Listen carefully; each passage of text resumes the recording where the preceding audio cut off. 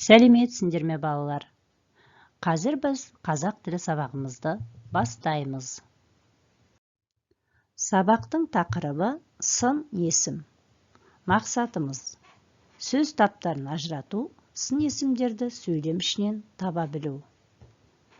Бас әріп пен кіші әріптің биіктігі мен мөлшерін сақтап, оларды байланыстырып, көлбеу және таза жазу.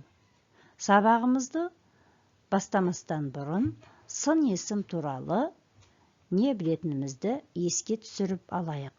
Ол үшін мына бейнефильмге мұқият назар аударыңдар.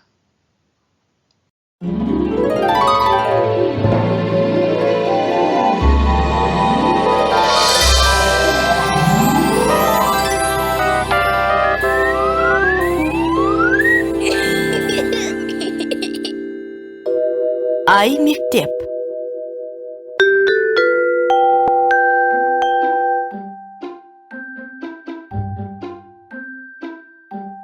Мынау не?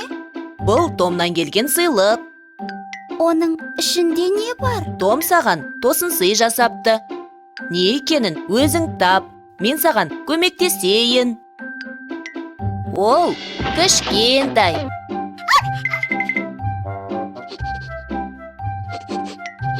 Бұл күшік пе? Бұл енді сенің күшігің. Ол қандай екен?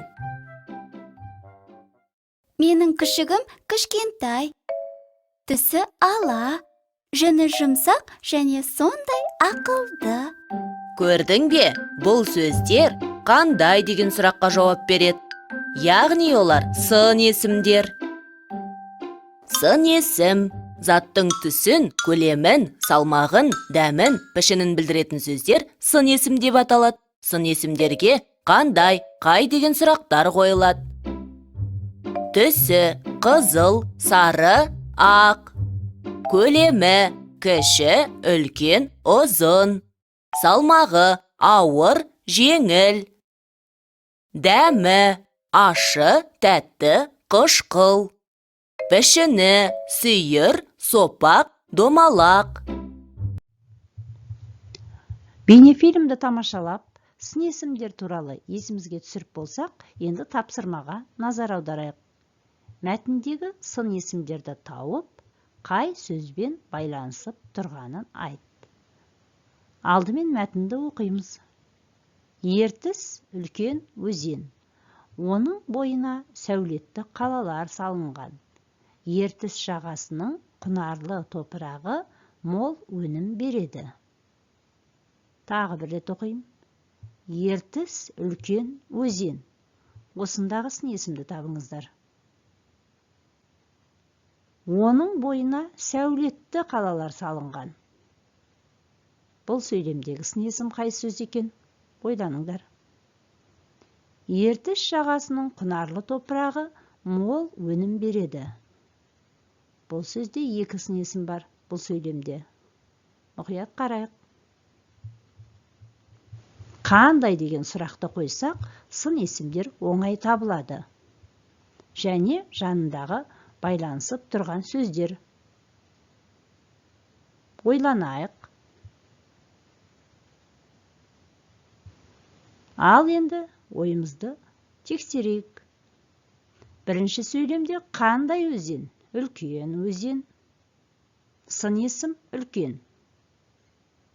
Қандай қалалар салынған?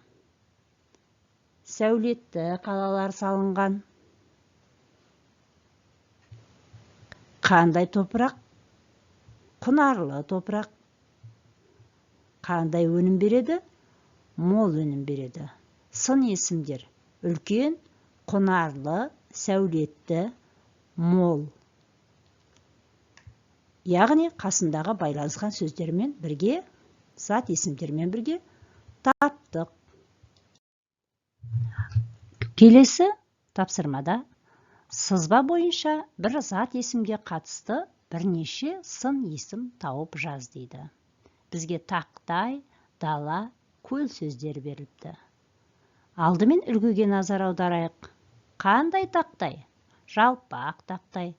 Қандай тақтай? Қалың тақтай. Тағы қандай тақтай болады? Тегіс тақтай. Енді дала сөзінен сын есімдер ойлап табайық. Қандай далалардың түрлері болады екен? Ойланып көрейік, балалар. Және қандай көл болады? Ойланайық, сын есімдер ойлап табайық. Ойланып болсаңдар, балалар, менің нұсқаммен танысыңыздар.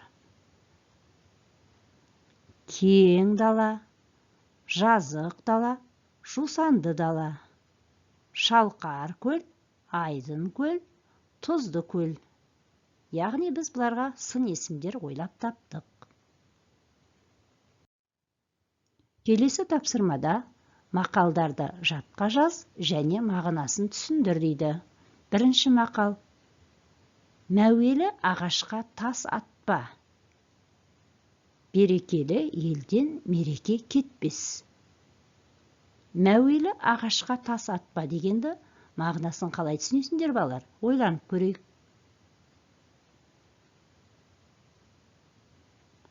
Мәуелі ағаш дегеніміз жемісті ағаш. Яғни ағаштың адамға тигізетін пайдасы өте көп. Оны сындыруға, немесе тас лақтыруға болмайды. Мәуелі ағаш жемісті ағаш. Түсіндік пе, балалар? Сондықтан ондай дұрыс емес іс-әрекет жасауға болмайды. Ал берекелі елден мереке кетпес деген сөздің мақалдың мағынасы? Адамдар ауызбіршілігі мол, дос, тату, тәтті тұратын болса, олардың ынтымағы әрқашан жақсы болады. Өмірлері берекелі, мерекелі болады деген сөз. Осы мақалдарды жақсылап жаттап алыңдар. Ал мына тапсырмаға назар аударайық. Өз есіміңнің әрбір әрпінен өзіңді сипаттайтын сын есім тауып жаз дейді. Мысалы, Көркем деген қыз өзінің атын бұлайша сипаттапты. Әрбір әрпіне К келбетті, Ö өрелі, Р рахымды, К көреген, Е еңбекқор, М мейірімді. Сендер де өз аттарыңа арнап осындай әдемі сын есім сөздерді ойлап табыңдар. Ал енді үй жұмысына назар аударыңдар.